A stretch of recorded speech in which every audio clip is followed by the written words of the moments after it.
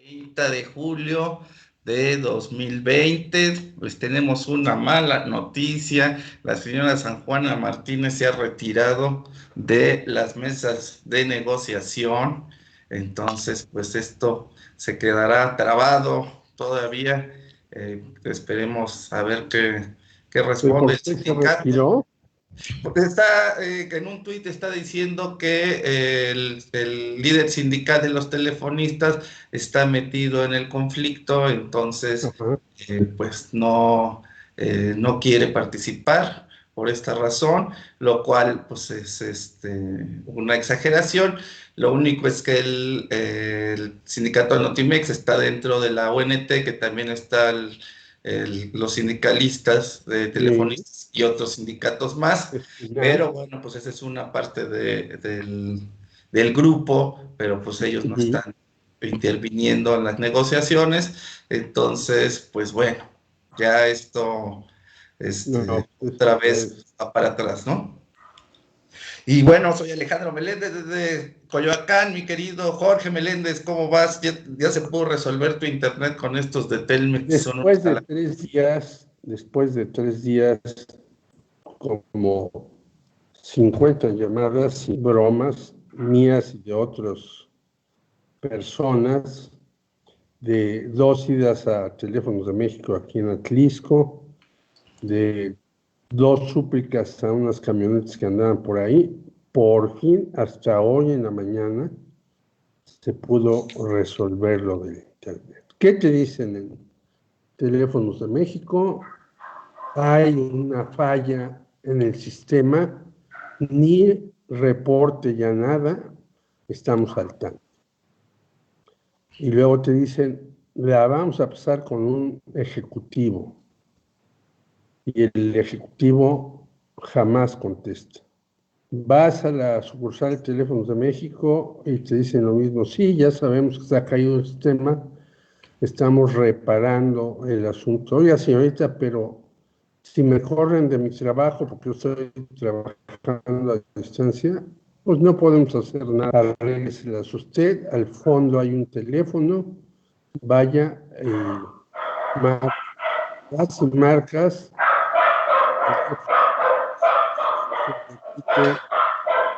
se repite 3 veces, que pongas los 10 números, los pones y nadie te contesta. Y así, por el estilo, podría seguir, pero no se trata de eso el programa. La ineptitud de Teléfonos de México, pero eso sí, el dinero que se lleva el señor Slim y los despidos que hace y las trácalas y demás. Así están las cosas.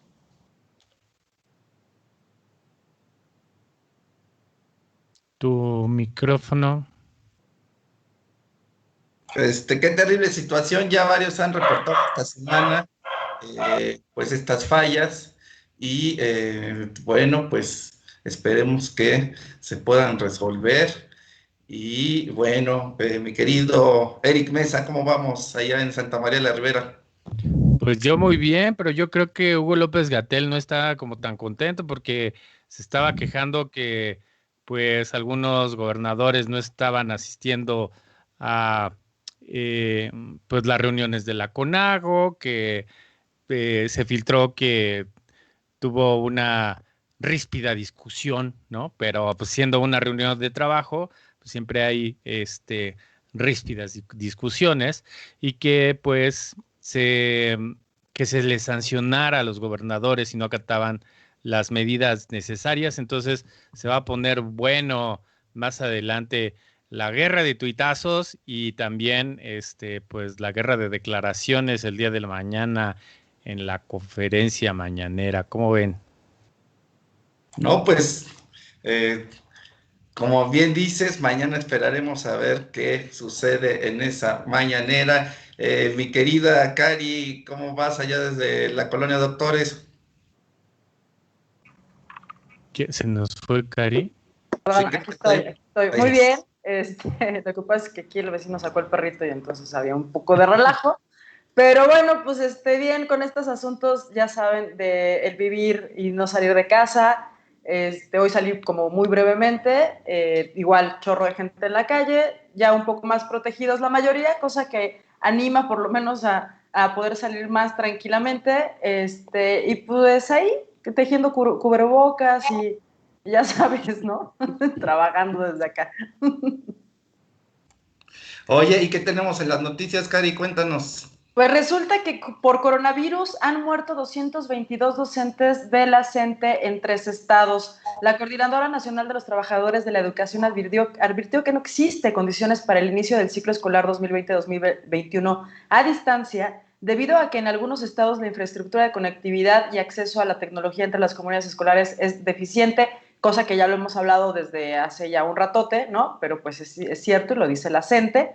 También dio a conocer que en Chiapas, Michoacán y Ciudad de México han muerto 252 docentes, algunos en activo y otros jubilado por coronavirus. Pedro Hernández, dirigente de la sección 9 de la CENTE en la Ciudad de México, dijo que si bien el magisterio disidente no se niega a seguir en contacto con sus estudiantes para mantener el aprendizaje, consideró que no hay condiciones para reanudar las clases a distancia en un corto plazo. Señaló que el 10 de agosto, fecha que estableció la SEP para el inicio de actividades escolares, ha quedado rebasada. No obstante, dijo que aún hay tiempo para que la dependencia convoque a los diferentes sectores educativos, incluida la CENTE, para diseñar una estrategia integral que atienda a las comunidades alejadas, donde el acceso a televisión es deficiente y donde nunca les llegó tampoco la señal de los programas de Aprende en Casa, que era el que me quería acordar la vez pasada que estamos platicando también, de este programa que fue muy famoso, el Aprende en Casa, pero bueno, este es el que se está desarrollando ahorita, pero que pues a final de cuentas no ha podido llegar a toda la gente y a todos los niños en todo el país.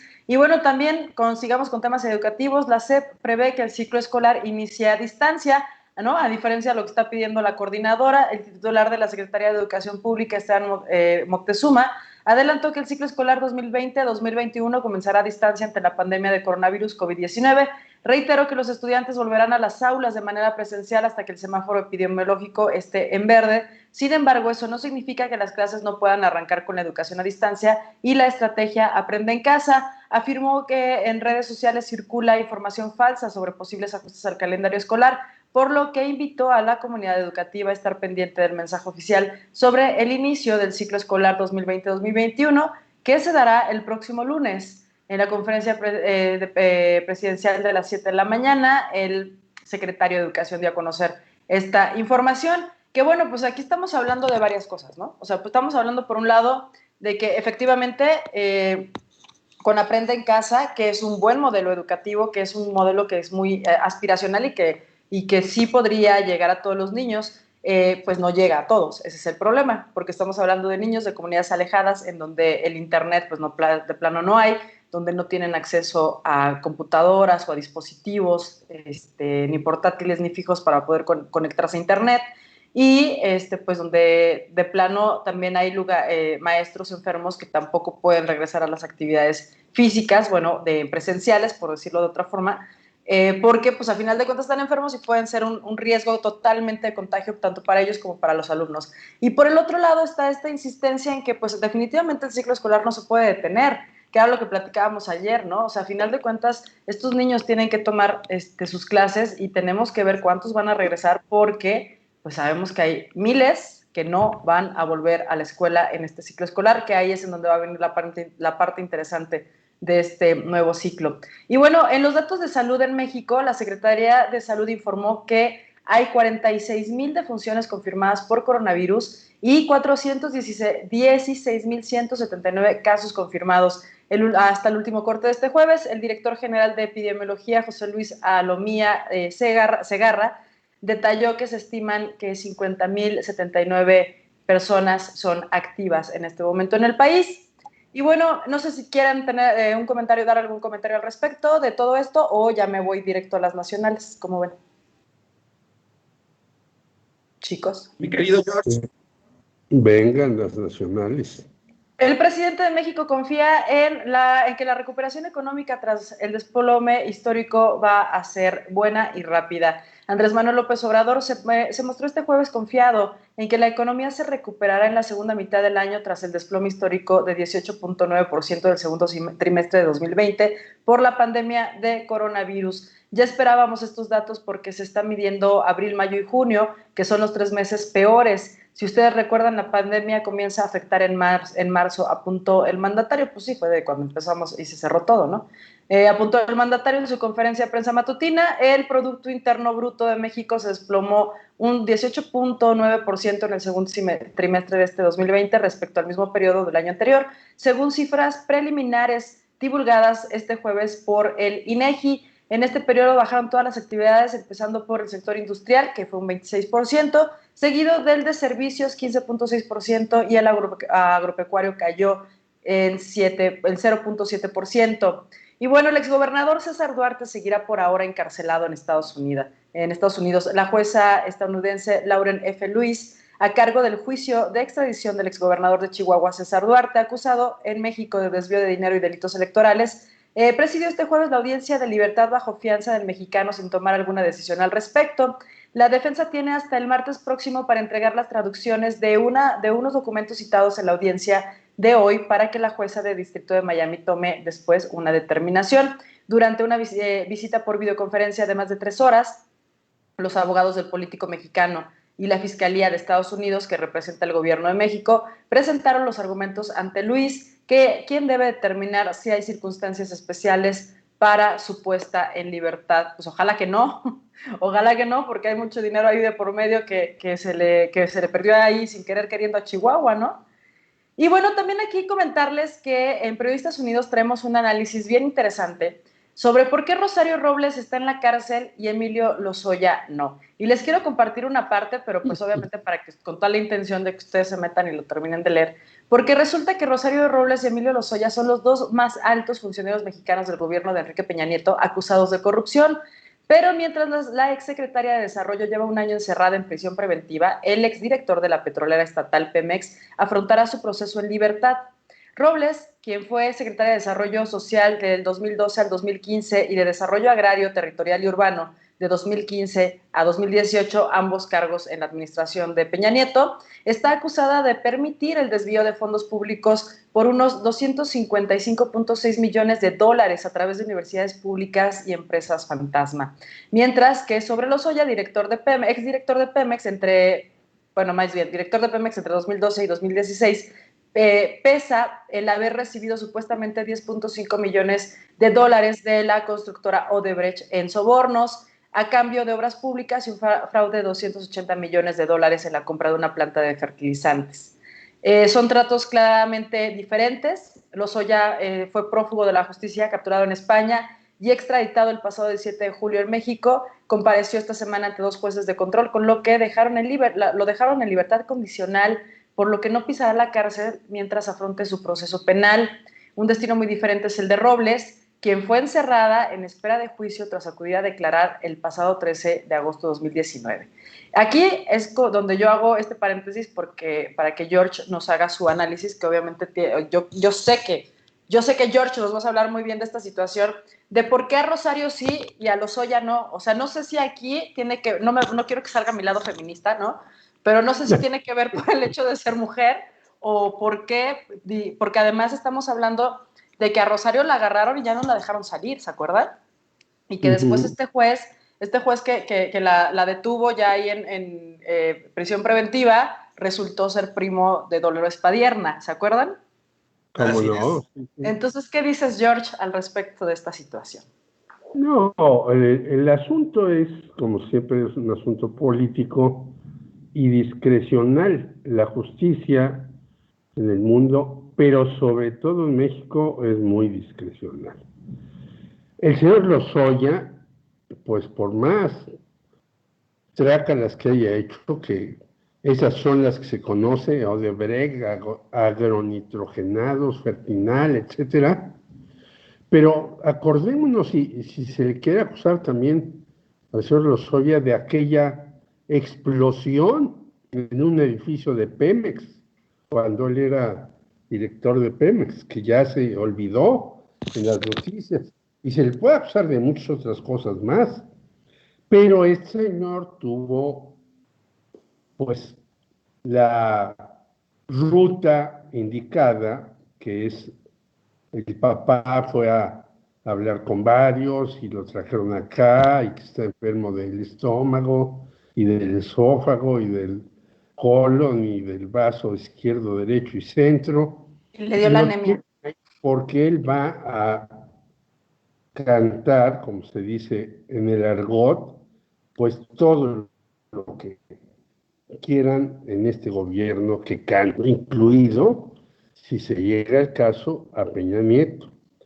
Entonces lo tienen entre algodones porque él ha querido colaborar y va a colaborar y va a estar ahí. Algunos dicen que incluso no llegarán ni a la cárcel. Otros especialistas dicen que no, que esto ya si no llega a la cárcel, aunque sea 21 o 2 años, sería el ridículo de un gobierno que quiere combatir la corrupción. Entonces yo creo que el señor sí va a entrar en prisión, en un lugar para presos con ciertas salvedades, comodidades, etcétera. Es mi expectativa. No estoy diciendo que se vaya a hacer así, puede ser de otra manera, pero pues va a haber un ridículo al gobierno del señor López Obrador. Por cierto, ya abro un paréntesis muy rápido, el señor Agustín Gutiérrez Canet hace hoy un artículo en Milenio que hay que leer y que señala lo que habíamos dicho, que es verdaderamente torpe que se le ha mandado a la señora Isabel Arvide al servicio exterior y llama Gutiérrez Canet zapatero a tus zapatos y dice que se han también hecho nombramientos en el servicio exterior incomprensibles, no solamente el caso de la señora Arvide, sino algunos más. Pero abro este paréntesis porque es lo mismo. Bueno, porque a una señora que está acusada de chayotera toda su vida y de haberse enriquecido y hecho tranzas en los gobiernos del PRI, se habla en otra columna que fue hasta amante de Echeverría? No lo sé, pero yo lo que sí sé es que fue amante de un secretario de Hacienda. Y eso es conocido por todos los que estuvieron en la fuente de Hacienda. Bueno, eso mismo sucede con Rosario Robles. ¿Por qué Rosario entró al bote y desde el primer momento la tienen ahí y demás, y el proceso sigue y no la sentencian? Bueno, Rosario también hizo tropelía y media, no hay que olvidarlo, con las famosas estafas maestras, en donde están metidos Duarte, los dos, Roberto Borges e infinidad de gente, ¿no?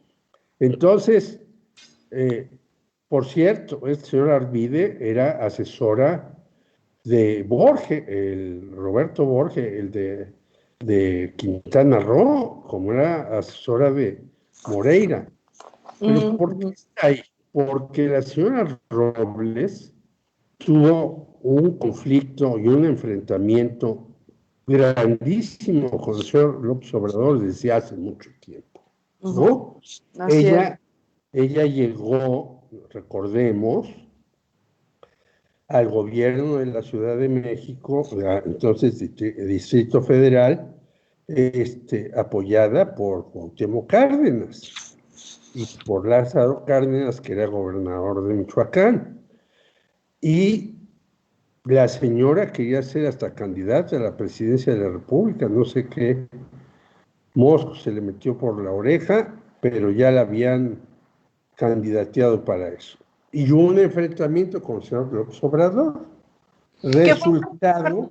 George, que fue a partir de cuando el argentino Carlos Ahumada. Sí, entonces Carlos Ahumada empezó a trabajar la candidatura presidencial de Rosario Robles y a darle dinero a ella y a mucha gente.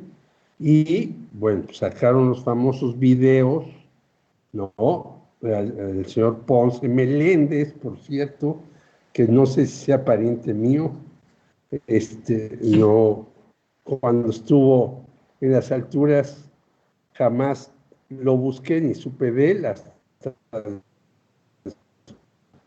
después sabía que se apellidaba. Los videos de Carlos Simas, los videos de Ramón Sosamontes, que debería estar en la cárcel con Robles, y se ha hecho ojo de hormiga, y Emilio Cebadúa, que participaron en las estafas maestras. Entonces, contra Robles hay una inquina personal. Hay que decirlo como es, para que le damos vueltas al asunto.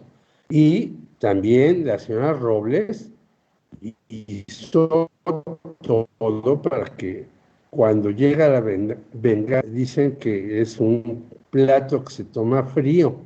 Pues pasaron muchos años, el plato ya se enfrió, pero el sabor del desprecio que tenía la señora Robles hacia López Obrador era tremendo, y López Obrador se impuso y fue caminando y ahora está ahí, y entonces pues, ella está en el bote, y yo no creo que vaya a salir, más que si es magnánimo el señor López Obrador antes de que termine su sexenio. Pero si no, yo creo que pasará ahí un buen tiempo. Por cierto, el otro día me corregía una fuente autorizada que luego me hace correcciones.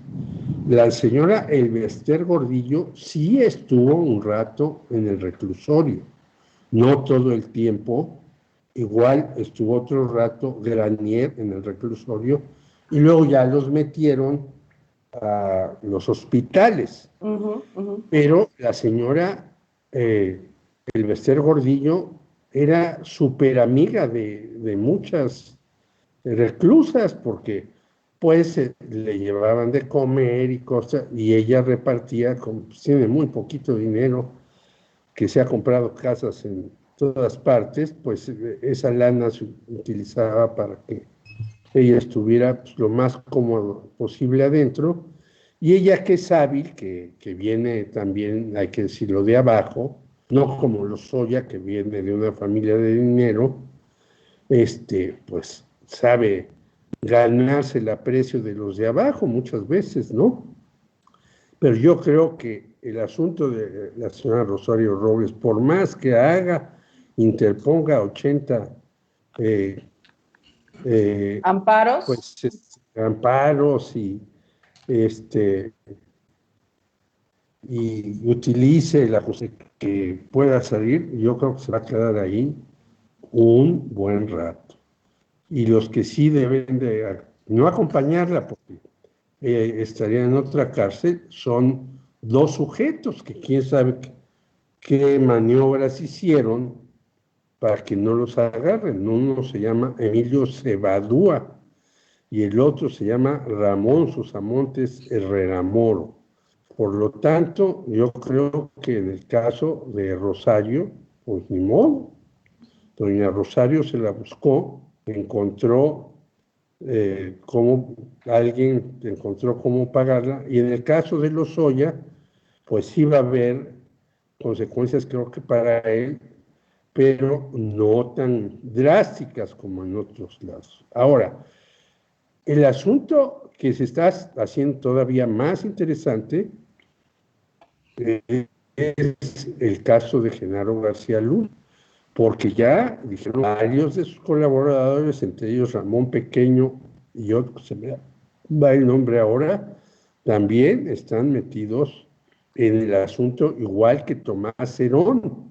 Entonces, ahí viene una investigación, esa desde Estados Unidos, contra todos los que anduvieron supuestamente tratando de detener al narcotráfico, que en realidad colaboraron con el cártel de Sinaloa, ¿no? Entonces, ahí sí, sobre ellos se viene, bueno, ya acusaron hasta de posesión de cocaína y marihuana a García Luna.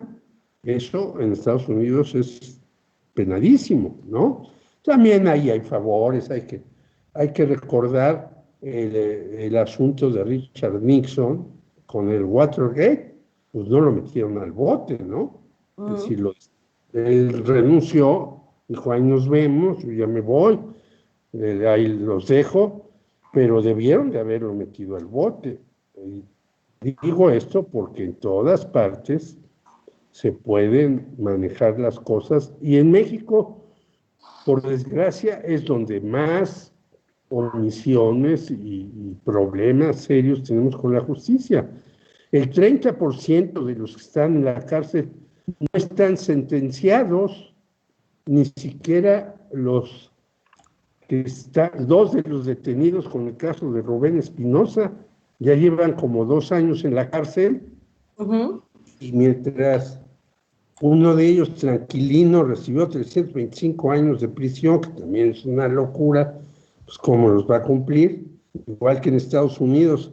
Tiene usted 3 cadenas perpetuas y 18 años para que regrese el dinero. Pues ¿para qué quieres 3 cadenas perpetuas? No, es más que suficiente acá. Te Es dan una 300 burla eso, George. Eso es una burla para los... Pues sí, es una tontería, no es una burla, sino es una tontería de la justicia que quiera hacer esas penas, ¿no? Pues, ¿no? Y luego le ponen 325 años a Tranquilino. Y cuando cumpla 70 o 75 años, a lo mejor ya lo sueltan, porque dicen, pues ya está en la edad de que ya se tiene que ir a su casa. No hicieron eso con Don Neto, no hicieron eso con algunos narcotraficantes. Son tonterías de esta justicia que quiere ser muy firme y severa, y resulta ridículo, ¿no? Es como cuando ya está uno viejito y quiere decirle a los hijos cómo deben portarse, pues los hijos se ríen de uno y dicen, sí, papá, ya tómate tus chopitas y vete a dormir. Pues muy bien, mi querido George, fíjate que te voy a dar una noticia triste.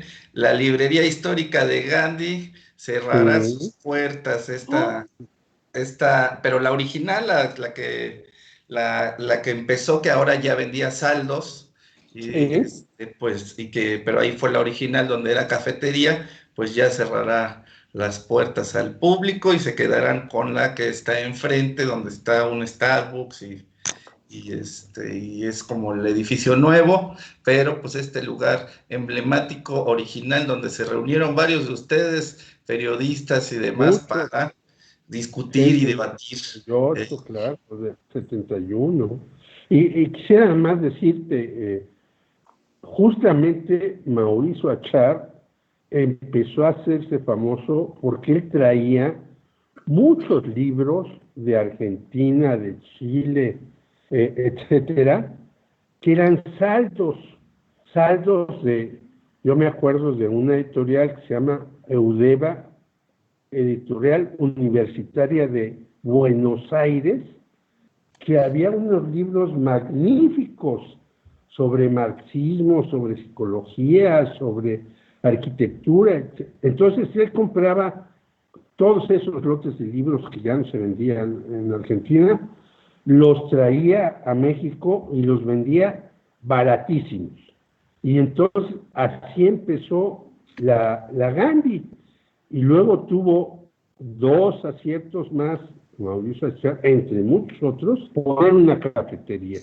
Fue la primera librería con cafetería, y entonces tú subías al segundo piso y se jugaba ahí ajedrez, etcétera.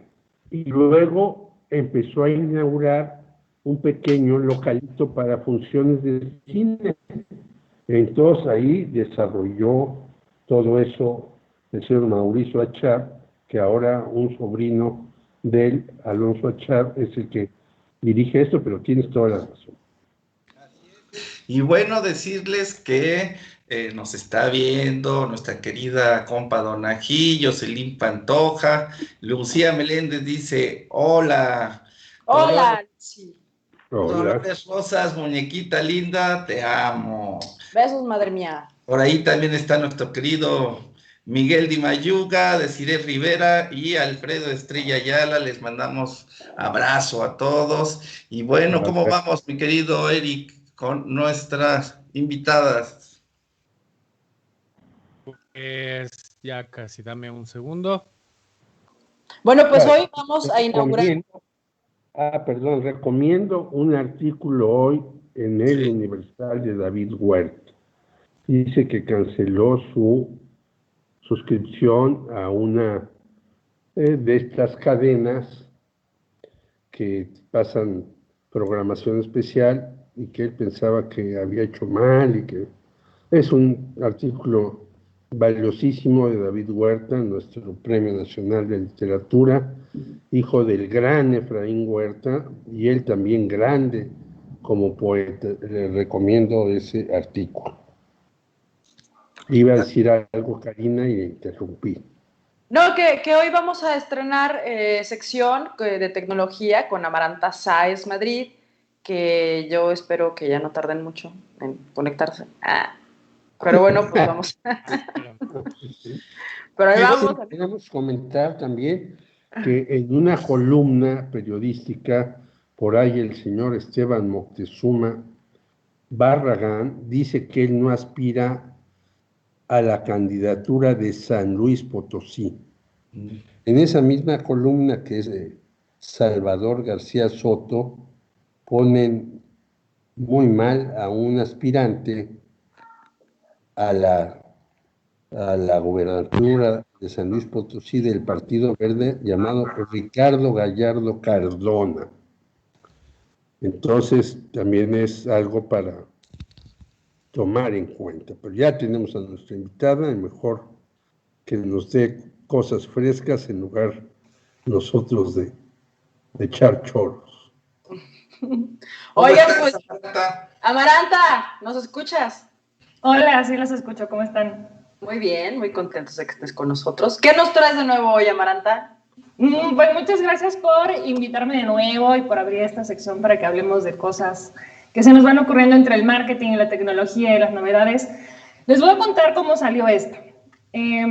Hace un par de semanas estaba tonteando en YouTube y hay una cuenta de un chico colombiano que analiza música que me gusta muchísimo.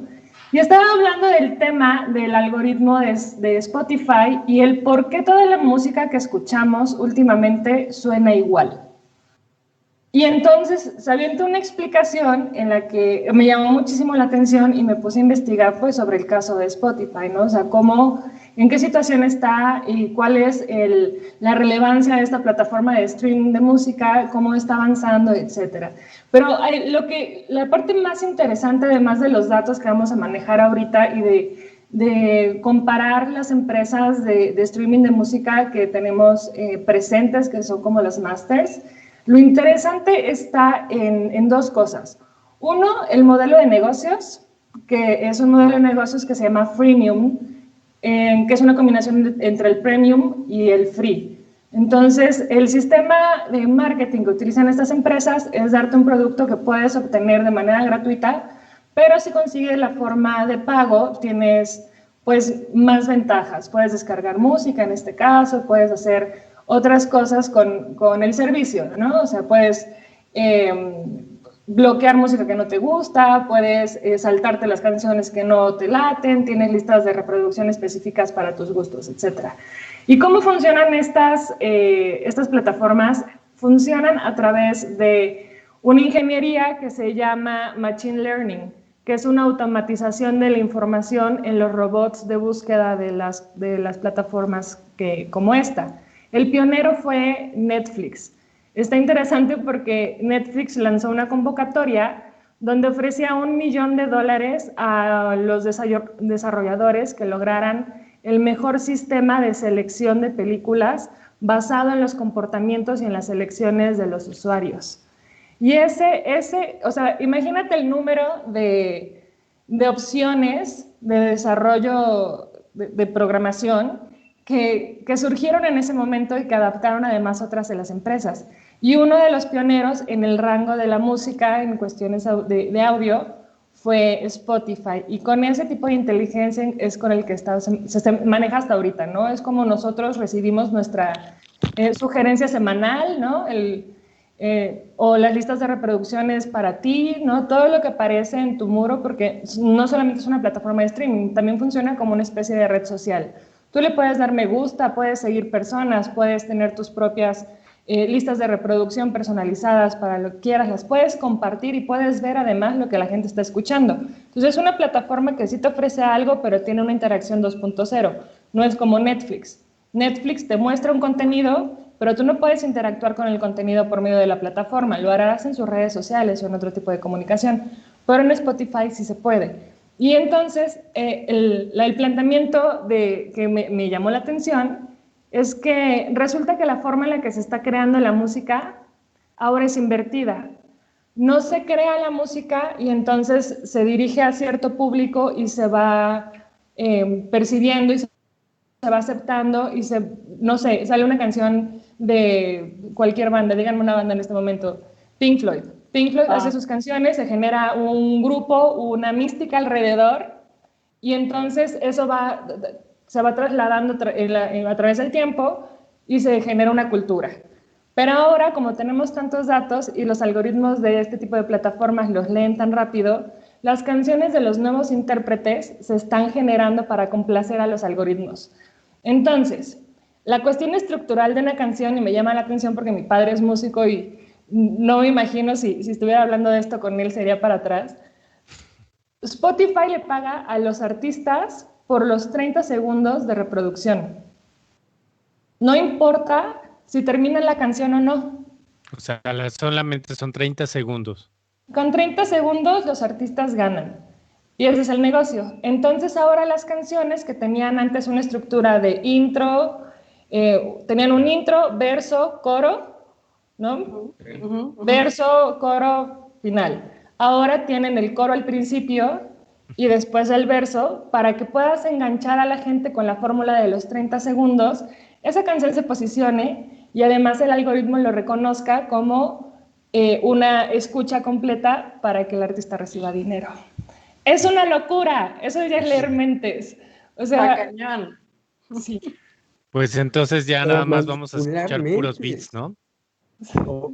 O manipularmente, es decir, ya hay algunos especialistas que dicen que realmente estamos siendo manipulados por toda la tecnología y que llegarán robots incluso más inteligentes que nosotros y todos aquellos mundos que parecían irreales, entre ellos yo tengo un literato que a mí me fascina, Michel Houellebecq, que es francés, pues plantea eso, que ya dentro de algunos años no seremos los humanos los que hagamos las cosas, sino las máquinas nos ordenarán qué hacer si hay humanos. ¿Tú cómo ves eso? Pues es que el deep learning, que es este sistema de autoaprendizaje de los robots o de los sistemas de programación, tienen esa función, tienen la función de enseñarle a los algoritmos a pensar a raíz de la información que obtenemos. Y no es tan alejado de la forma en la que nosotros también aprendemos. Nosotros podemos poner un ejemplo, puedes escuchar una palabra con la que nunca te habías relacionado, ¿no? Esternocleidomastoideo. Y la escuchas random en el mundo y dices, ¿quién sabe? Pero si la vuelves a escuchar, tu cerebro ya tiene ese registro. Y dices, ya había escuchado esa palabra, esternocleidomastoideo, quién sabe qué sea. Lo puedes llegar a buscar. Una vez que lo buscas y lo aplicas, tu cerebro ya no se olvida de esa palabra, aunque sea esternocleidomastoideo, es este músculo, el que está aquí, ¿no? Ajá. Entonces, esa misma lógica se utiliza en la tecnología para hacer que los mismos datos construyan otros datos que al final de cuentas interpreten un lenguaje que no es propio, pero que se está fortaleciendo y se está creando a sí mismo a través de la información que nosotros les damos. Y eso implica respuestas, eso implica muchas cosas que hacemos de forma muy natural. Pero este tipo de aplicaciones, por ejemplo, de lo que estábamos hablando de las plataformas de streaming, es lo que utilizan. Un sistema en el que se relacionen no solamente de forma individual, por ejemplo, en este caso gustos musicales, sino además de una forma comunitaria. Porque si a cierto grupo en cierta región les gustan ciertas cosas, entonces los algoritmos pueden identificarlos y atraerlos hacia productos que puedan ser percibidos más positivamente por ellos. Entonces, yo no sé si estamos cerca de que nos controlen los robots, Ya vivimos una pandemia, no quiero negar ni afirmar nada. Ya ganó el Cruz Azul. Oh my God, yo no sabía eso, pero también parece interesante. No me atrevería a negar nada, lo que sí es cierto es que hay un desarrollo impresionante ya de tecnología, que ya vemos robots que caminan solos, que hacen piruetas, que tienen contestaciones y conversaciones con personas, ¿no? Entonces, incluso lo vemos en la forma tecnológica más sencilla, Alexa, ¿no? O Google Home, o ese tipo de dispositivos ya están preparados para... O Siri, por supuesto, ya tienen sentido del humor de alguna manera, ya están preparados para contestarte de una forma tropicalizada, ¿no? O sea, y eso tiene que ver con el estudio del lenguaje y con el estudio de los datos dentro de la comunicación para trasladarlo a ese sistema pues, binario de lo que nosotros hacemos. Entonces, pues ojalá que sí nos toque verlo, estaría súper padre, pero sí es un tema riesgoso y bastante complicadillo de entender. Oye, y basado en este algoritmo que nos mencionas, ¿qué es lo que más se escucha mediante este algoritmo? ¿Qué es lo que está con los mayores números en Spotify? No tengo datos de estilos de música, no creo que funcione tanto así. Creo que hay tendencias y que las tendencias son lo que empujan. O sea, lo puedo intuir Sí. simplemente abriendo Spotify.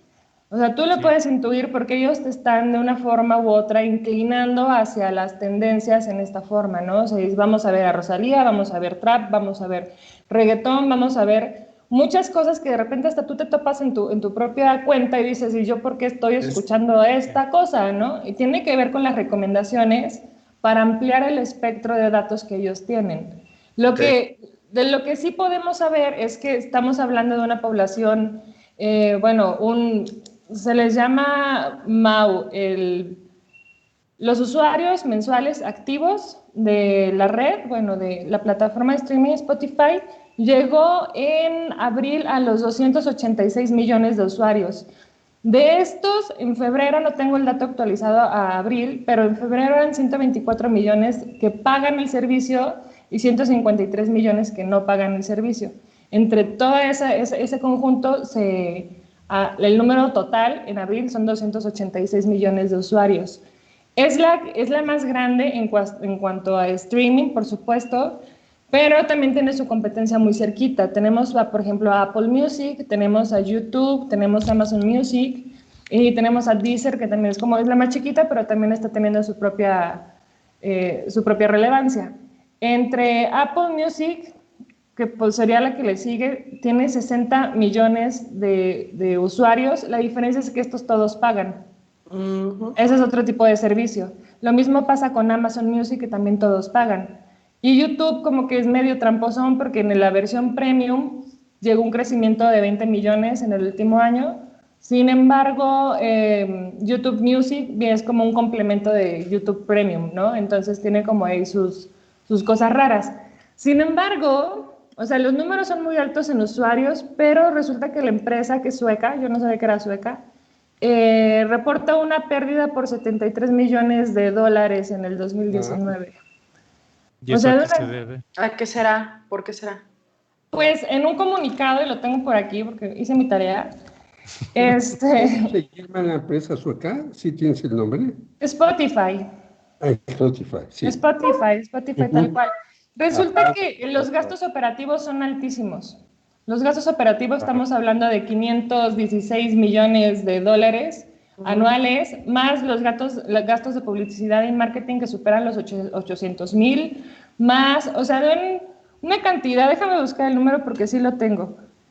¿Tuvieron un beneficio? Dime. No, que Spotify es uno también de personas de los que venían de Napster. Entonces, a partir de Napster se crearon como una generación de personas. Algunos invirtieron en Facebook, otros empezaron a crear otras plataformas como Spotify. Y pues ahí el que menos sale beneficiado es el artista, hablando de los, pues de la lana que reciben, pero los artistas siempre salen, pues, afectados. Son centavos de dólar lo que ganan por cada reproducción. Y, por ejemplo, el caso de algunos personajes que han retirado su catálogo completo de Spotify pues por las ganancias que tienen. Pixies se quejaba y decía que al menos ellos habían ganado como $3,000 en un año por todas las reproducciones que tenían, siendo Pixies uno de los grupos con más popularidad en los años 90. Y entonces también está el caso de Kanye West, que retiró toda su discografía porque él quería empezar a hacer una nueva plataforma y a final de cuentas otra vez puso dentro del catálogo de Spotify toda su discografía. Pero bueno, ya, no te interrumpo porque ahorita te voy a hacer otra pregunta. No, tienes mucha razón, no es una de las grandes quejas. Creo que el verdadero valor de Spotify es la visibilidad del artista, el alcance de tenerlo cerca y que sea recomendado a personas con las que no tienes. Es un tema de marketing, puede decir, sí es una cuestión tecnológica, pero tiene mucho que ver con el marketing. O sea, estábamos hablando de que, ya perdí otra vez el dato, eran 826 millones de dólares invertidos en un año en cuestiones de marketing y de ventas. Entonces, ellos lo que están vendiendo no es necesariamente ni a los artistas, ni el beneficio para los artistas, ni siquiera la calidad de la música. Ellos están vendiendo las cuestiones comerciales y las cuestiones de marketing con las que pueden trabajar. Y eso está interesante y también está pues un poco dudoso en el sentido de que no estamos ofreciendo, no estamos escuchando o recibiendo las recomendaciones de artistas que estén generando cosas interesantes, sino más bien están atendiéndose las necesidades del marketing, mercado. Exactamente, del mercado, o sea, de los algoritmos, de cómo responden los robots y toda la lectura de los datos hacia la audiencia, y entonces la música se tiene que acomodar ahora a los algoritmos para poder ser visibilizada. Entonces, sí hay muchas, conozco en mi círculo cercano artistas que han logrado posicionar su música y tienen ahí una plataforma y la utilizan con la conveniente distribución en sus redes sociales, sus pequeños esfuerzos en publicidad y en marketing. Y eso está bien porque ya estás en Spotify y ya tienes una visibilidad. Y alguien te va a recomendar gracias a ese algoritmo que se está moviendo buscando cómo acomodar la música.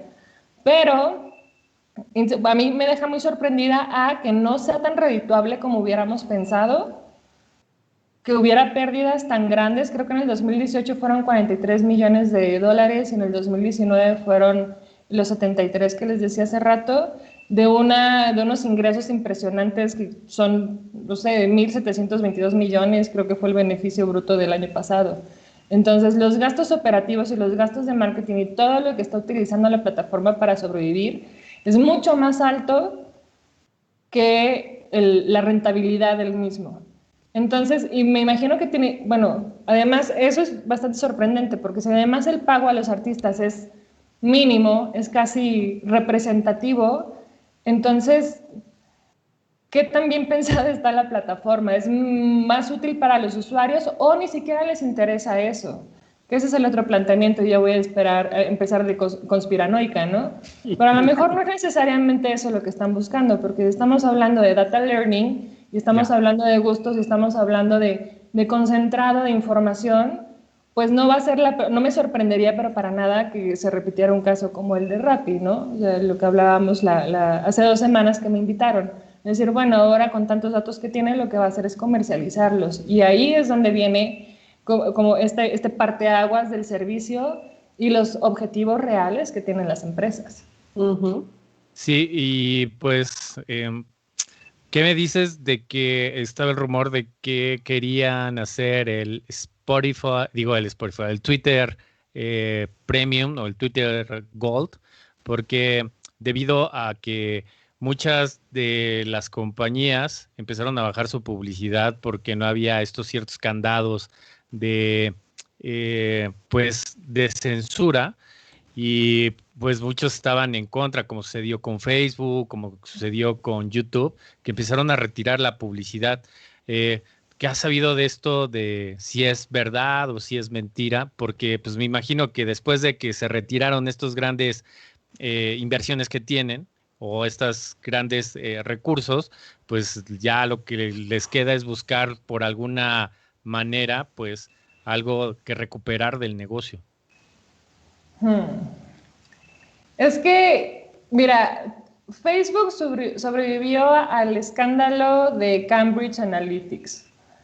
Sí. O sea, son monstruos que los alimenta además los usuarios. Entonces, las marcas, en mi perspectiva personal, las marcas no van a competir en contra de la audiencia. O sea, las marcas tienen que obedecer a la audiencia. Y si Twitter decidiera lanzar una versión premium,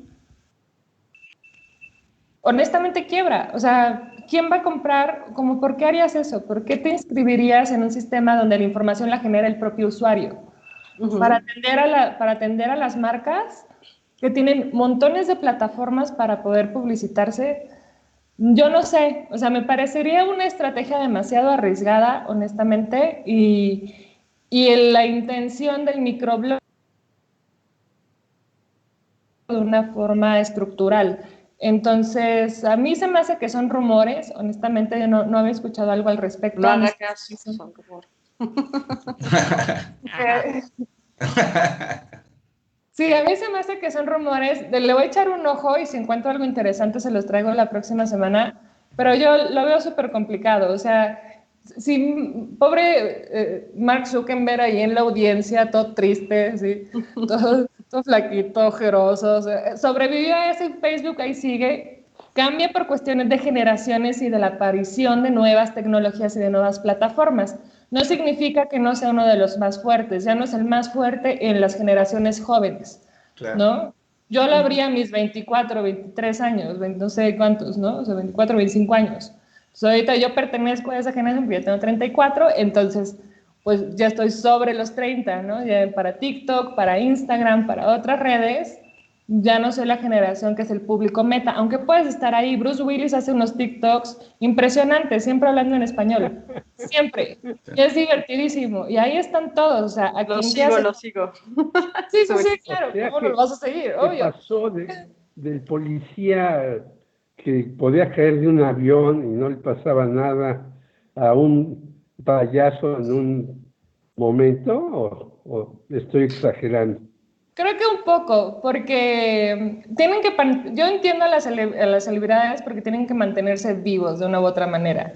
O sea, y hay que cambiar. Y también ese estigma de decir, bueno, tú perteneces de este lado y tú porque ya estás viejito perteneces del otro lado. Y pues también podemos romper con eso porque nosotros somos los usuarios y nosotros somos los que mandamos a final de cuentas en las redes sociales. Y los que implementan las tendencias también, o sea, los que las imponen, ¿no? Por supuesto. La red social tiene su trabajo en marketing, en desarrollo tecnológico y en la ampliación de los servicios, ¿no? En mantener todo lo que puedes hacer con las actualizaciones, que si ya hay filtros, que si ya hay no sé qué, o sea, ese tipo de cosas. Pero los usuarios son los que marcan las tendencias y los usuarios son los que le dan vida. ¿Hubo high five alguna vez? Y mira que me fue muy bien, ¿Y por qué te fue bien con Hi-Fi? Cuéntanos. Pues porque era una de las primeras redes sociales que se abría y además, pues bueno, podías conocer a personas. Creo que antes siempre había el estigma, ¿no? Vengo de Star Media, que eran los chat rooms, que podías entrar y conocer como mucha gente y bla, bla, bla. Y entonces ya con Hi-Fi, pues era como un Facebook, pero pues podías hacer un avatar en ese entonces, que Facebook empezó a hacer avatar hace poquito, pero pues bueno, tenía como muchas aplicaciones, ganabas monedas y todas estas cosas. Pero pues yo vengo de esa generación, entonces pues como que se empezó a romper como esta onda digital de perderle miedo y decir, no, te van a secuestrar, ay, no, te van a hacer estas cosas, ¿no?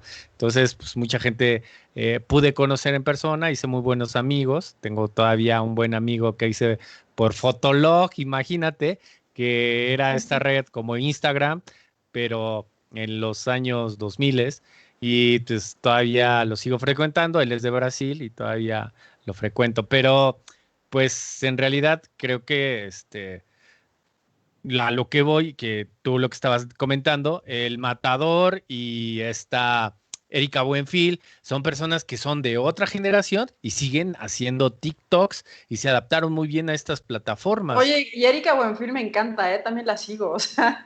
Sí, claro.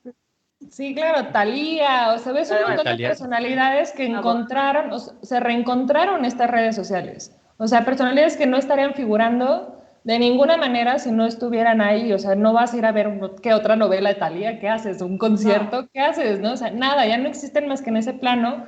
Y yo creo que es positivo también, ¿no? O sea, no creo que sea tan padre llegar a, no sé, a un límite de fama y de repente no tener nada que hacer con tu producto, que eres tú mismo. Entonces, en ese sentido, yo lo veo muy positivo. O sea, a mí me da mucho gusto verlos a todos, a Will Smith, al que quieras, a todos los de Friends están también ahí haciendo TikToks y mandando fotos en Instagram. A mí me gusta, se me hace positivo.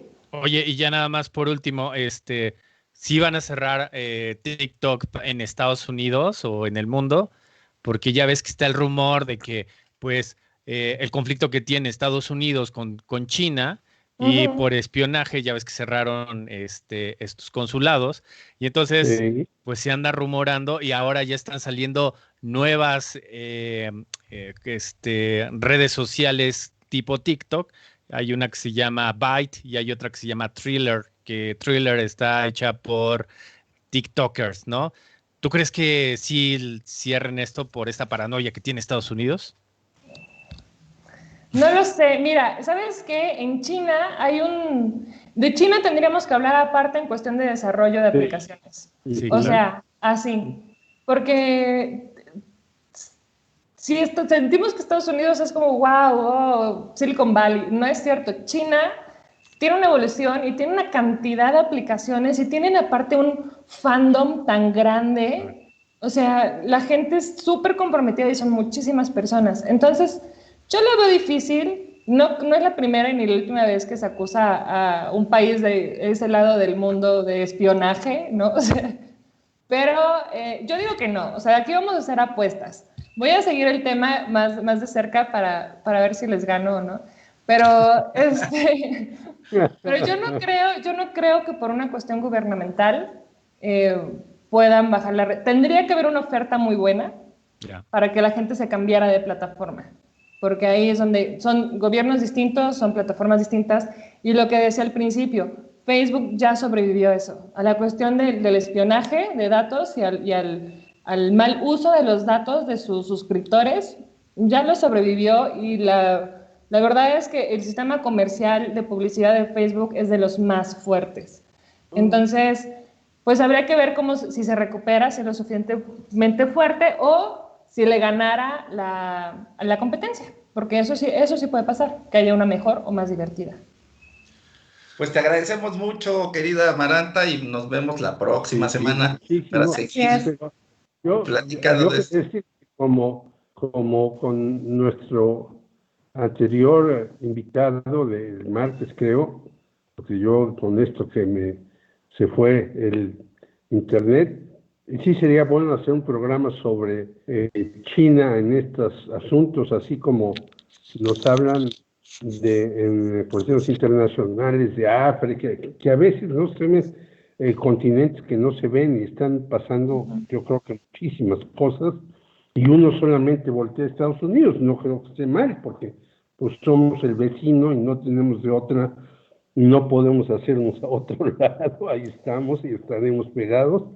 Pero sí, en Japón y en China y en esos países, ¿qué pasa? ¿No? Están pasando seguramente muchísimas cosas que no son, bueno, yo no sé casi nada de esto que tú dices, y hasta después de que hablas digo, chin, pues ya me voy a retirar del periodismo, porque ya tengo muchos años y no he evolucionado como ha venido evolucionando la tecnología.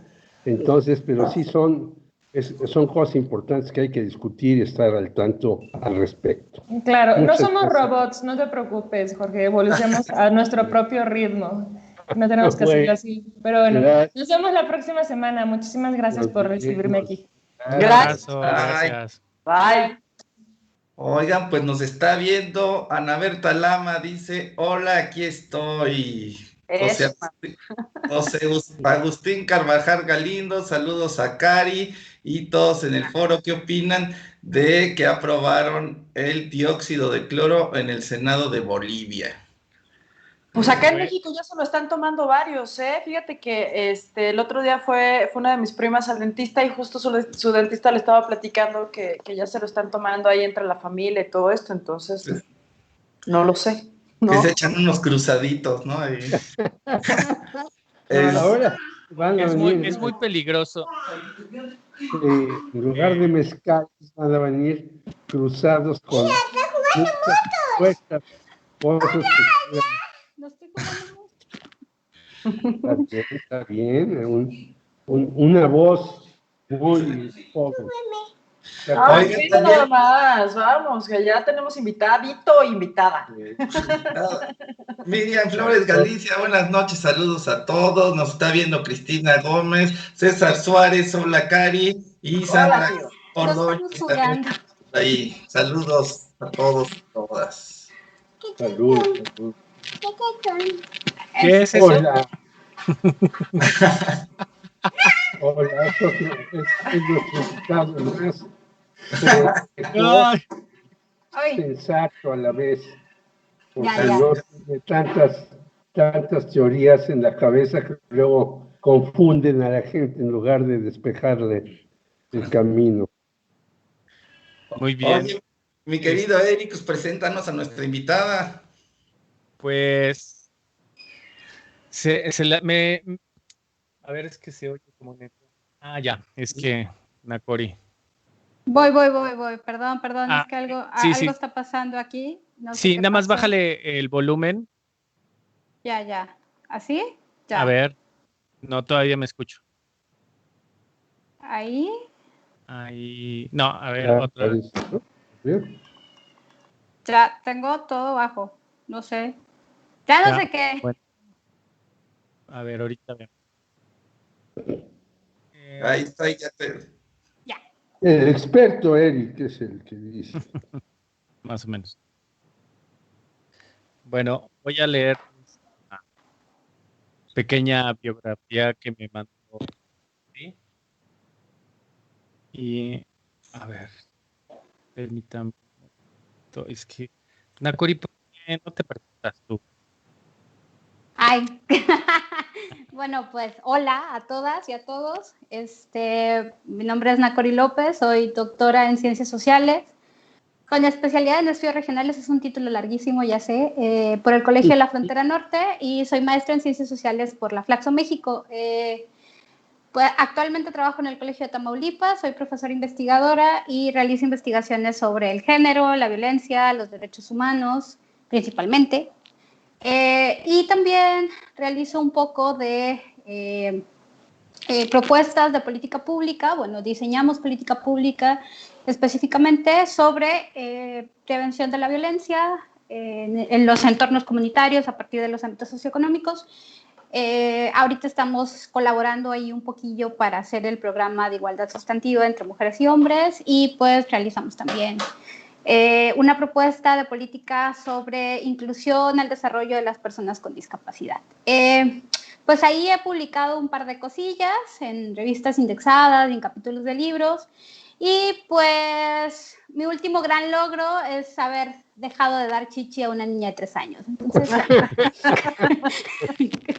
esa es la Vaya, qué difícil. Que debe ser dificilísimo, dicen, ¿eh? Yo no sé, pero dicen que sí es complejo quitarles la teta a los nenes. Sí, literal. la verdad es que sí. Sí, es uno de mis mayores logros. No le iba a decir, pero pensando en el género y en esta invisibilización del trabajo de cuidados, creo que sí es importante Sí, Claro. De decirlo. acuerdísimo, de acuerdísimo. sí. No, es que además la maternidad no es nada sencillo. Digo, yo no soy mamá, pero tengo muchas amigas que sí lo son y que se la han visto duras en la parte del inicio de la maternidad y todo este asunto, que ya después si quieren hablamos de ese tema, pero totalmente de acuerdo contigo, Nacori. Oye, Nacori, cuéntanos, ¿qué está pasando con dos cosas? pues el COVID y pues las mujeres, pues en este entorno del COVID allá en Tamaulipas. Cuéntanos.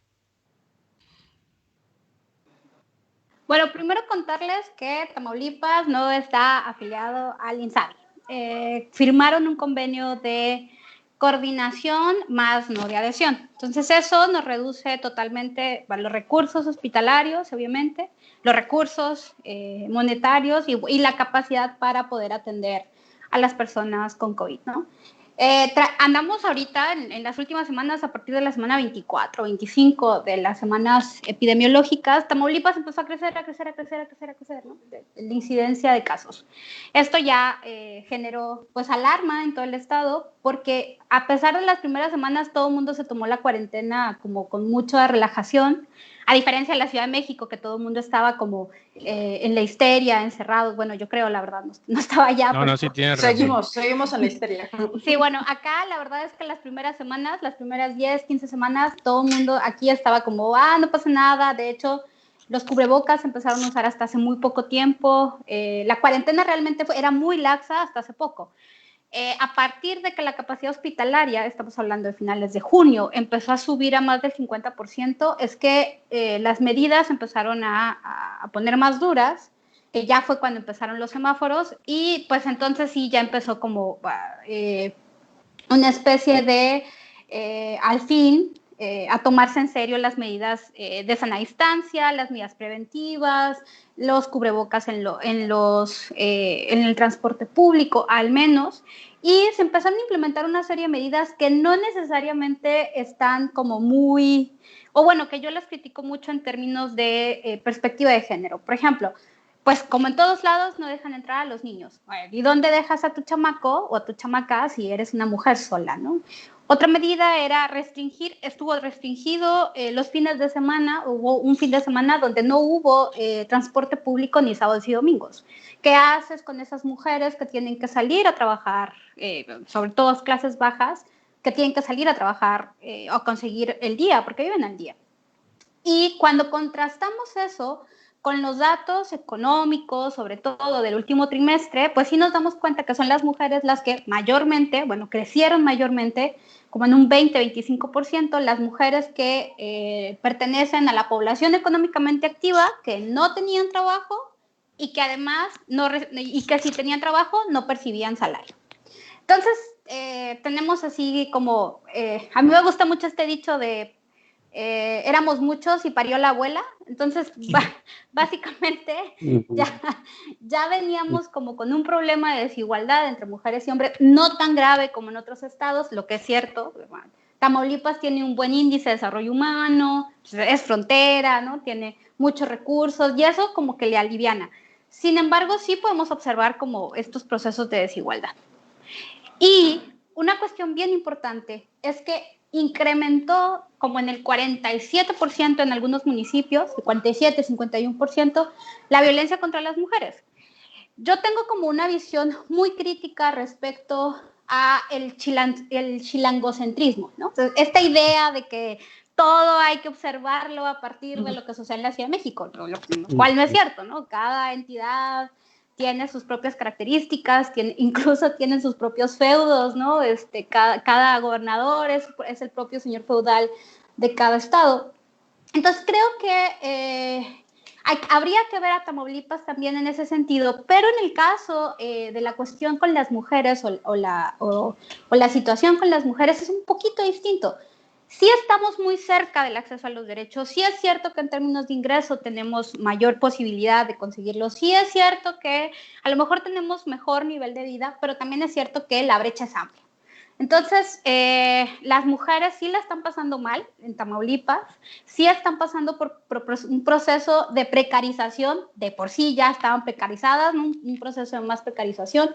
Hay una refeminización de los trabajos de cuidados como en el resto del país, o sea, estábamos viendo las estadísticas también para el trimestre anterior y las mujeres son las que mayormente pasaron de ser población económicamente activa a población económicamente activa. Es decir, son mujeres que se quedaron en la casa a partir de la pandemia, ¿no? Yeah. Y eso es como, ya es asustante. Al final, ¿quiénes son las que cuidamos? Las mujeres, ¿no? No deberíamos. pero quienes mayormente cuidamos son las mujeres. Y las políticas que se están implementando no están pensadas para las mujeres. O sea, eso es una realidad, ni aquí ni en el resto del país. Aquí no vamos a tener guarderías hasta quién sabe dónde, pero ya vamos a empezar a incorporarnos al trabajo productivo.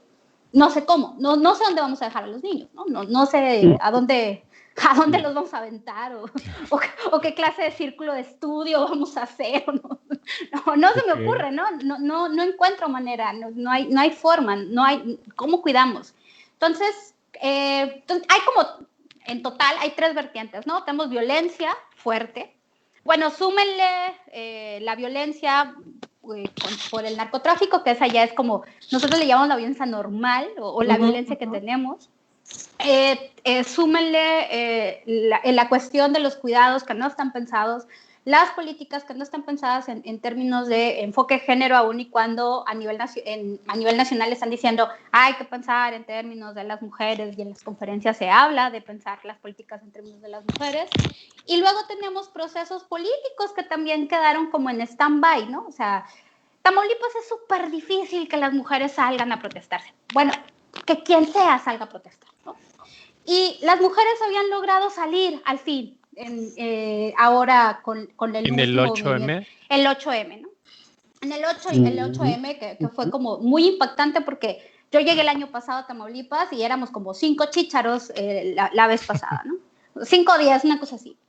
Y esta vez, el 8M, había como 150 mujeres en la plaza principal de la ciudad. Eso es como muy impactante en un estado que no tiene o no se caracteriza por tener acción colectiva o movimientos sociales de esta magnitud. Solo quizás los movimientos de madres, padres de personas desaparecidas. Y eso como en mayor o menor medida. Entonces llegó la pandemia y también eso se quedó como en stand-by. Tenemos 3, 4 procesos ahí bastante complicados. Oye, yo hace muchos años presidí una organización, iba mucho a Tamaulipas, y varios de los periodistas que eran amigos míos se retiraron de ser periodistas y se metieron, por fortuna, creo yo, a la universidad y se volvieron maestros y demás. Y luego supe, ya no volví a ir tanto a Tamaulipas, luego supe el asunto esto de los Zetas y todas estas cosas y demás. La violencia sigue siendo tan fuerte que, pues yo supe que algunos periódicos desaparecieron totalmente porque llegaban al propio periódico y amenazaban no al que hizo la nota, sino al director. Y ustedes publican la nota, los matamos a todos y demás. O sea que había un sistema sin información prácticamente, sin medios. ¿Cómo está la violencia y cómo está el periodismo en Tamaulipas en estos momentos?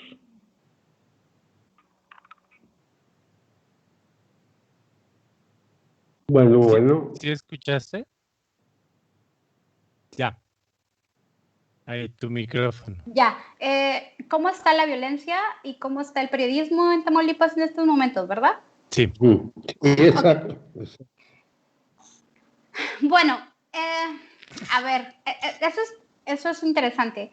Creo que el periodismo en Tamaulipas ahorita está como en Veracruz en el 2016, más o menos. Es decir, no tenemos estos niveles de violencia directa sobre ellos, pero hay un velo de autocensura.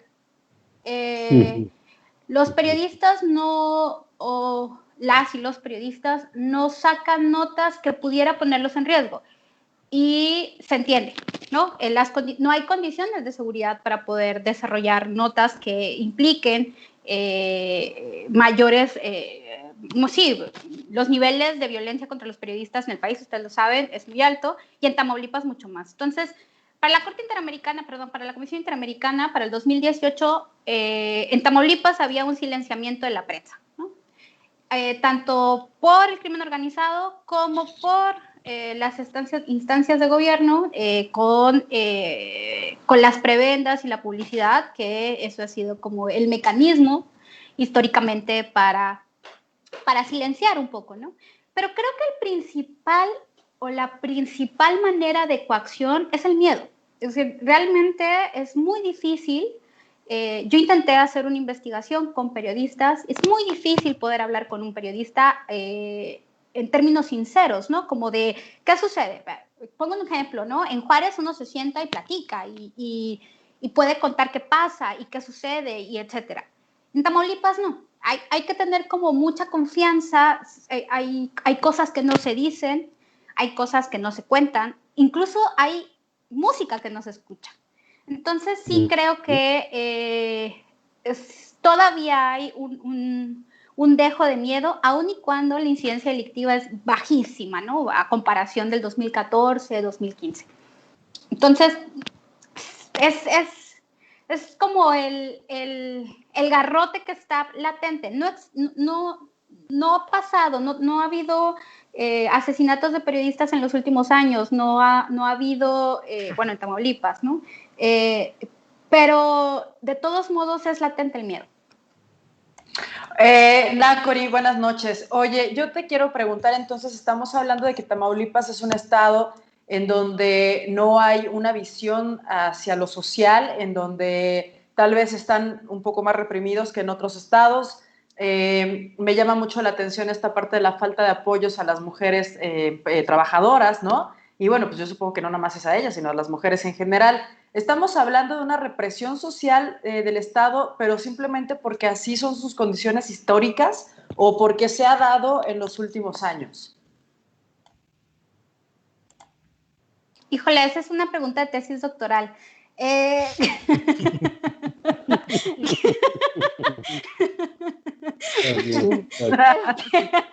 Bueno, pues es que yo sé que puedes con eso y más, no te preocupes, por eso te invitamos. No, a ver, mira, creo que es una combinación de ambos procesos. Creo que hay un proceso de conciencia social que está como en ciernes, ¿no? Tamaulipas tiene una capacidad asociativa muy baja. Se da principalmente en la frontera, Reynosa, Matamoros, y en la zona conurbada, que es, la zona metropolitana, que es Tampico, Madero, Altamira. Entonces, son los dos espacios donde más organizaciones de la sociedad civil hay. Entonces, para nosotros, las organizaciones de la sociedad civil, aunque pudieran a lo mejor ser comparsa o no del Estado en turno, que eso es lo que pasa en todos lados, no más en Tamaulipas, sí es un foco o es un indicador, ¿no? Que nos dice, bueno, algo está pasando, porque no se reúnen, aunque sea como los rotarios, ¿no? Porque sí existe el Rotarac, ¿no? Pero no hay como más de esta capacidad asociativa o de esta posibilidad. Ha habido esfuerzos de profesionalización de parte tanto de gobierno del Estado como el gobierno federal, de todos los gobiernos, para que haya mayor capacidad asociativa, pero ha sido como muy poco, ¿no? Es como empiezan los procesos y luego como que se acaban. Pero movimientos sociales o acción colectiva desde abajo, yo creo que hay dos que tengo ahorita en la mente, ¿no? Los movimientos por los y las desaparecidas, ¿no? Que ese es como un movimiento que de madres y de padres que se aglutinan en varios colectivos. Creo que hay como 3 colectivos en el estado, en diferentes zonas, uno en Victoria, uno en el colectivo de San Fernando, hay uno en Matamoros, que recuerdo en este momento, y las mujeres. Las mujeres, los colectivos de mujeres feministas que ahorita están agarrando como mucha fuerza. Y que lo interesante es que son mujeres jóvenes, más jóvenes que yo, estamos hablando de chavitas de 17, 18, 19, 20 años, universitarias que están agarrando muchísima fuerza, muchísimo empuje y que son las que están llevando la agenda, ¿no? La agenda en Reynosa, en Matamoros, que han puesto en jaque incluso a gobierno del estado. Recuerdo el año pasado que salieron a marchar como 10 chicas, fue en agosto-septiembre, y luego inmediatamente hubo una mesa de trabajo de acuerdos donde estuvo la directora del Instituto de las Mujeres, donde estuvo la subsecretaria de Derechos Humanos de Gobierno del Estado, estuvo la ombudsperson también de Tamaulipas, y donde se reunieron como a sentarse y decir, bueno, ¿cuáles son sus demandas, no? Que eso es algo inédito, o sea, haces una marcha de 10 niñas, bueno, perdón, no, de 10 chicas, de 10 mujeres, y luego sientas a gobierno para preguntarte qué quieres. A mí eso me parece fantástico, ¿no? Porque es capital político, porque es la posibilidad de movilizar y lo sientas, ¿no? Y de ahí, bueno, se articularon y agarraron fuerza. Yo lo veo eso como un gran avance, y lo veo como un gran logro de las chicas. Claro. Que gracias pandemia lo tenemos diluido, ¿no? O sea, ahorita las chicas no se han podido otra vez articular, aunque se articulan por redes sociales y demás, pero ya no están en el escenario público. Pero a lo mejor también es cierto que la nueva normalidad nos va a llevar hacia allá, ¿no? Tamaulipas va hacia allá también, ¿no? La nueva normalidad y la política se va a dirimir en el espacio virtual, como se dirimen muchas de las cosas. Entonces sí es una cuestión muy en el Estado, así ha pasado siempre, ¿no? Recuerden que Tamaulipas no tuvo alternancia hasta el 2016, igual que Veracruz, ¿no? Que acaban de cambiar del PRI al PAN. Sí. Aún y cuando hubo un asesinato de un candidato a gobernador en medio de la peor crisis de seguridad pública del Estado. Entonces, creo que es por ahí, por un lado, y por otro lado es que sí son muy conservadores. Sí hay un gran dejo de conservadurismo en el Estado. Creo que leía un documento de la OCDE, de la OCDE del Senado, me parece, que decía que a Tamaulipas le faltaban como 86 años para alcanzar el nivel de acceso a derechos que tenía la Ciudad de México, por ejemplo. Uf, ¿no? Bueno, a Chihuahua le faltan 100 años. No están peor. Sí, no estamos tan peor, ¿no? A Chihuahua le faltan 100 años, bueno, a Tamaulipas le faltan 86. Entonces, es como los dos.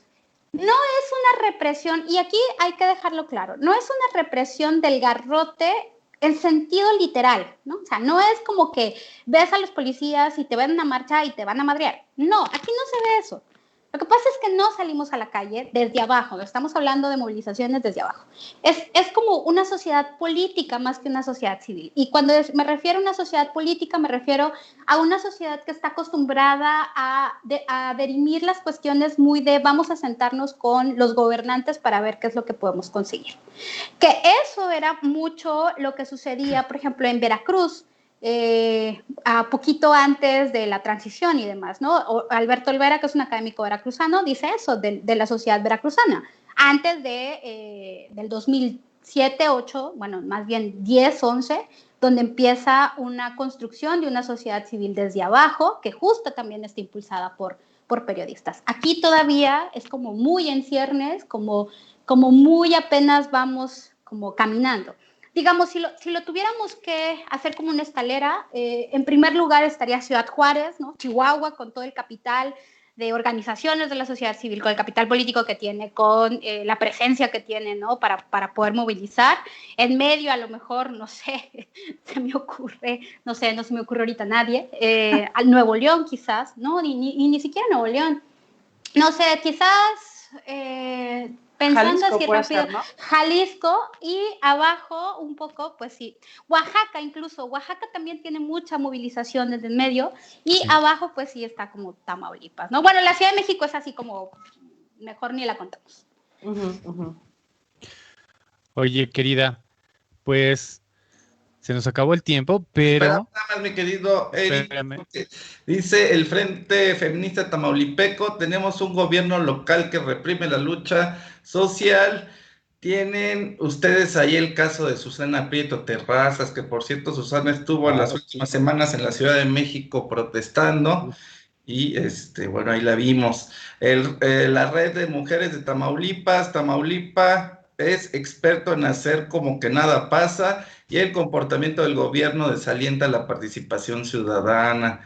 El Frente Feminista también dice, se movió a esa mesa, buscaron al frente, pero no se respetaron el acuerdo. Ale Estrega, la organización desde abajo en territorio la estamos haciendo las feministas.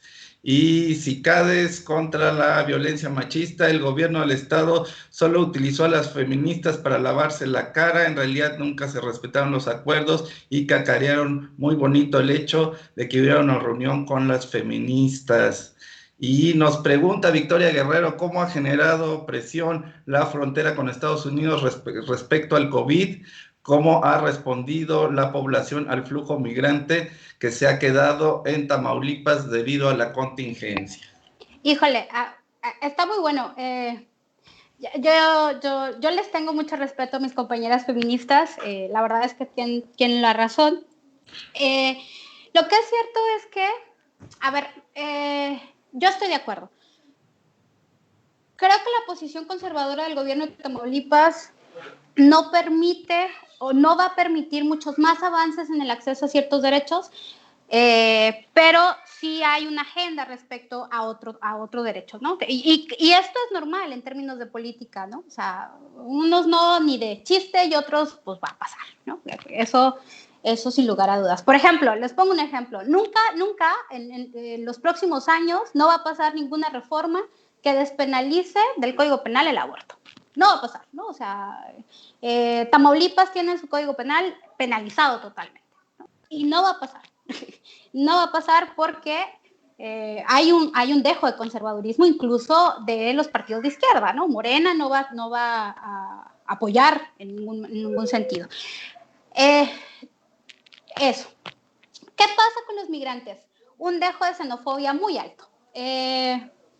Muy, muy alto.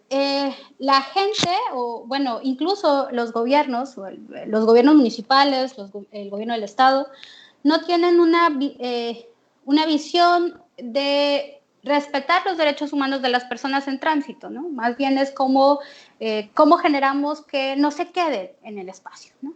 Incluso muchas de las personas que viven en la frontera con las personas migrantes tampoco están como tan de acuerdo que estén o que se queden mientras están en los procesos de espera para trasladarse, ¿no? Para irse a Estados Unidos, bueno, que están en el proceso de espera para los procesos de refugio principalmente. Hay un proceso el año pasado que fue lo de las caravanas, comentarios xenofóbicos muy fuertes respecto a las personas en tránsito y las personas que se quedaban. Y con todo lo que eso acarrea, ¿no? En la frontera se encuentran organizaciones como Médicos Sin Fronteras que están haciendo como un trabajo ahorita de prevención en lugares que son, en asentamientos que son de refugio, literal, ¿no? Son campamentos de refugiados. Y con muy pocas medidas sanitarias, con condiciones bastante precarias también, y que eso pues tiene como sus implicaciones en muchos sentidos. El gobierno del estado ha generado muchas llamadas sobre la posibilidad de restringir el tránsito, ¿no? Restringir el tránsito de actividades no esenciales, de aquí para allá y de allá para acá. Creo que está cerrada la frontera. Bueno, no sé si pasa lo mismo que en Juárez, pero han llamado a que se restrinja totalmente. Pero eso tiene efectos directos en las ciudades fronterizas. O sea, las ciudades fronterizas tienen sus propias dinámicas. Las personas van y vienen. Las fronteras son así, son dinámicas, son fluidas. Y por mucho que Texas sea uno de los estados con más afluencia o con las tasas más altas de COVID, eso no quiere decir que se pueda restringir totalmente la movilidad, ¿no? Pero a eso se le está apostando. Y yo creo que esa es una violación de derechos humanos. Incluso hay una violación de derechos humanos de todos los ciudadanos y ciudadanas del estado porque nosotros tenemos toque de queda. A partir de las 10 de la noche ya no podemos salir de casa. Yo no sé la verdad si a partir de las 10 de la noche hay más virus o menos, o más movilidad o menos, pero de 10 de la noche a 5 de la mañana no podemos salir de casa. Entonces, no. Eso es como escuchaba el otro día a no recuerdo si Daniel Vázquez, que decía, ¿cómo sabemos si estamos ante un gobierno autoritario? Bueno, ¿qué tanto utilizan, ante un gobierno autoritario frente al COVID? Bueno, ¿qué tanto utilizan al COVID de pretexto para restringir derechos, ¿no? Entonces, creo que ese es un elemento que habría que considerar. Y creo que sí es importante pensarlo como, no nada más en términos de la restricción de derechos, sino también de la capacidad que se tiene para acceder o no a ellos. Y yo creo que sí, en Tamaulipas tenemos una capacidad restringida para acceder a cierto tipo de derechos, y si eres mujer joven, es mayor la capacidad restringida. Oye, querida, perdón que te haya interrumpido hace ratito y que no hayamos leído las preguntas, no era por eso, sino por extenderte una invitación para que tengamos más tiempo de hablar de todas estas cosas, porque en realidad creo que para media hora nos diste un panorama muy grande de todo lo que estaba pasando, pero creo que faltan más, nos quedamos con más preguntas, hay muchas cosas que la mayoría de personas desde aquí, desde el centro, no visualizamos de lo que está pasando en el norte del país, en las fronteras, y pues con algunos otros gobiernos que son como un poquito conservadores, y pues agradecidísimos que estés con nosotros, y pues no sé, programemos ahora pues para otra ocasión, y pues que la gente haga sus preguntas también, y pues encantadísimos. ¿Algo más que quieras agregar? No, pues nada, muchas gracias. La verdad es que fue muy interesante platicar con ustedes. Creo que ya tenía una cuarentena que no pensaba ni platicaba. Oye, pues qué bueno, porque además nos enriqueces muchísimo con todo tu conocimiento, y yo sí quedé impactada ahí con los temas de los datos que das en el retraso que tienen en cuestión de atención de derechos humanos, ¿no? Ese es un temazo. Yo creo que podemos hablar mucho de eso, y hasta podemos hacer algo ahí también para Periodistas Unidos, George, Ale, ¿no? Sí. Desde luego, desde luego. Y ahora que dijo esto de la teta, me acordé de una película de Vigas Luna que se llamaba así como La teta y la luna, una cosa. Pero es cierto, eso es importantísima, pero luego se vuelve algo terrible. Pero nos das un panorama, por lo menos a mí, que pude ir varias veces allá a Tamaulipas, a Ciudad Victoria, y bueno, y hasta estuve en Tampico con un amigo mío, escritor, el famosísimo Rayo McCoy, que tenía ahí relación con la quina y todas estas cosas, y pues era un Tamaulipas violento, pero muy bien. Había, por cierto, una cantina que estaba enfrente de un panteón, ahí en Tampico, que se decía, que tenía un letrero que decía, está uno mejor aquí que enfrente, y enfrente estaba el panteón. Entonces iba a esa cantina a emborracharse para estar mejor que enfrente. Pero sí, y la situación de Tamaulipas, un estado riquísimo en muchas cosas, y creo que se ha ido enriqueciendo con esto que tú dices de los movimientos, sobre todo de las mujeres, que son las que van a cambiar el mundo, sin duda. Lo digo yo como hombre, pero si las mujeres, que ya están muy activas en todas partes, no lo hacen, los hombres no lo vamos a hacer. Y muchas gracias por todo. Muchas gracias. No, pues muchas gracias a ustedes, gracias por la invitación, y yo encantada la próxima vez que ustedes quieran. Buenas noches, Macori, que descanses, gracias. Beso, bye. Gracias, bye. Oiga, pues nos estuvieron viendo bastantes personas ahora en YouTube. Valeria Caballero Aguilar nos manda saludos, y bueno, pues sí, pusieron sobre la ley Olimpia, que también no pudo pasar allá, y mandan muchas felicitaciones y saludos a Ana Cori. Y bueno, chicos, pues acuérdense de ponernos like en nuestras redes sociales. Ya tenemos en YouTube 188 seguidores. Ayúdenos a llegar a los 200, y pues Ahí también tenemos un botón para donaciones. Dónenos y nos vemos el día de mañana. Un abrazo, cuídense mucho. Gracias, cuídense, no salgan si no es necesario.